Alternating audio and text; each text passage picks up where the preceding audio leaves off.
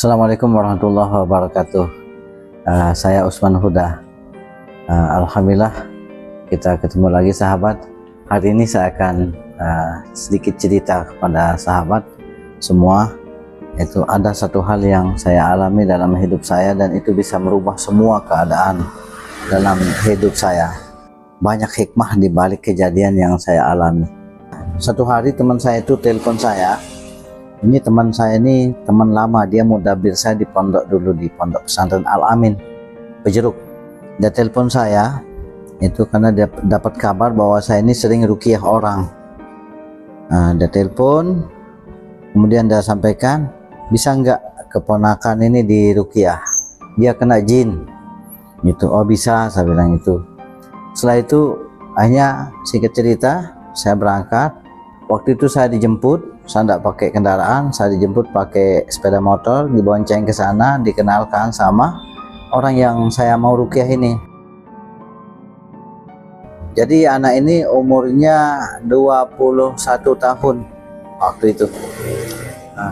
Begitu sampai di Senggigi saya kaget karena anak ini dipasung, diikat dengan rantai besi itu, kadang kaki kanan, kadang kaki kirinya diikat bergantian itu, dan posisi tangannya juga diikat, ibu jempolnya ini diikat dengan plastik gitu.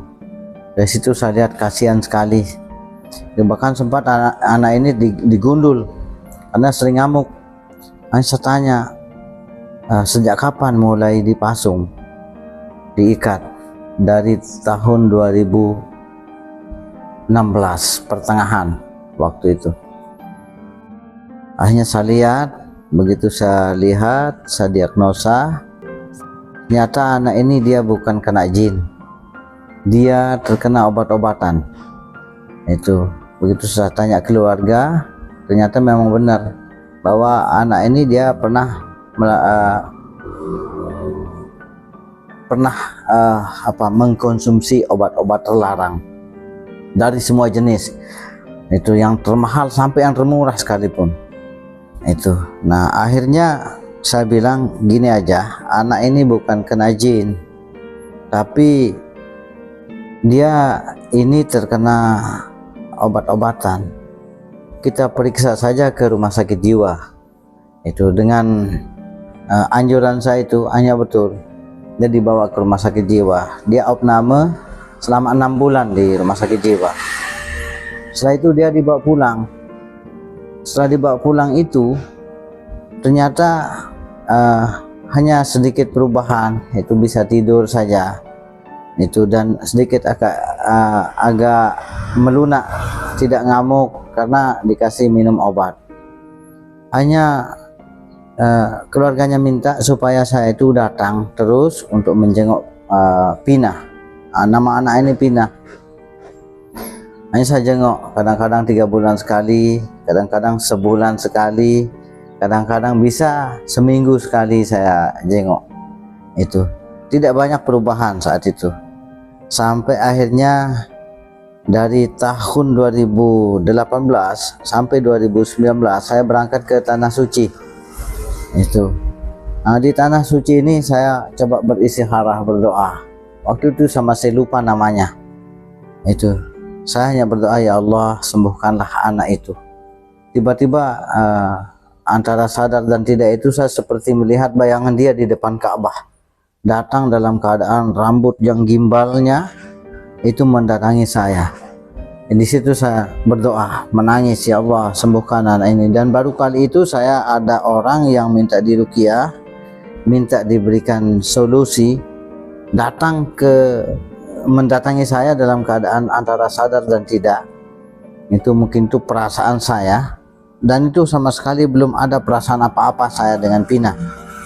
Saya berdoa, ya Allah sembuhkan anak ini. Singkat cerita saya pulang dari Tanah Suci, ditelepon lagi saya sama ibunya, Ustadz kapan bisa datang ke Senggigi untuk jenguk Pina? Itu akhirnya betul saya datang lagi ke Senggigi, dia masih dipasung. Dia sudah agak bersih itu, kemudian dia duduk gemuk sekali karena pengaruh obat tidur itu, dan dia mulai agak agak lunak Itu kalau dulu liar sekali.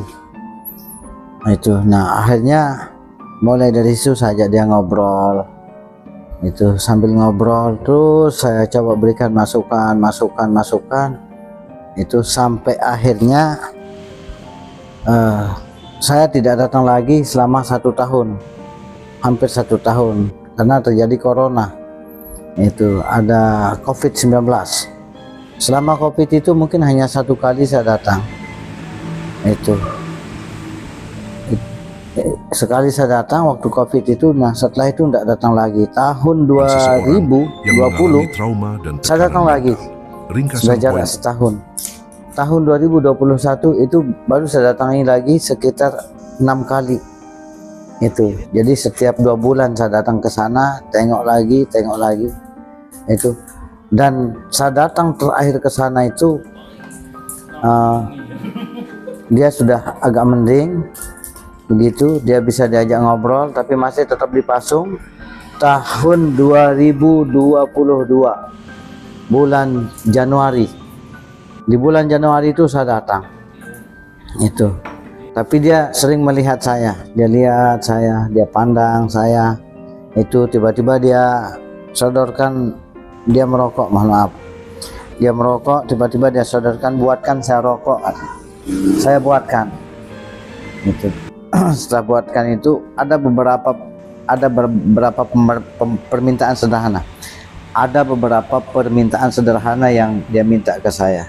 Pertama, dia minta dibuatkan gulungan rokok, itu melinting, saya buatkan. Itu sambil dia lihat saya. Setelah itu saya mau minum katanya. Itu dia sodorin saya gelasnya, saya tumpahin, saya kasih dia minum.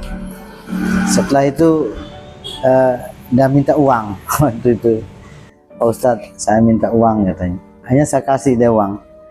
Nah itu awal mulanya, seperti ada chemistry antara saya dengan Pina.